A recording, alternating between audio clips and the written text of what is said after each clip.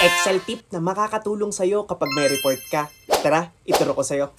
Akala may sample data na ako dito ng Adobe Acrobat icon. Kapag clinic ko yan, mapupunta ako sa document na yan. Nakita nyo? So, ituro ko sa inyo paano. So, for this case, binura ko muna to. Tapos, punta ka lang mismo dito sa cell na to.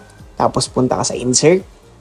Tapos sa text, then click mo tong object. Kapag click mo yan, ito yung lalabas. Pwede ka mamili ng iba't ibang object. Pwede dyan Microsoft Word, PowerPoint. For this case, itong Adobe muna.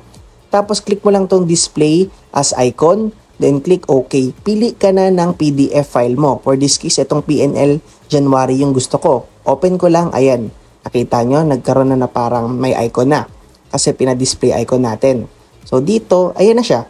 Kapag click mo na yan, mapupunta ka na sa file na mismo ng PDF na yan. So, ganun lang siya ka-basic. I hope nakatulong sa'yo yung technique na to.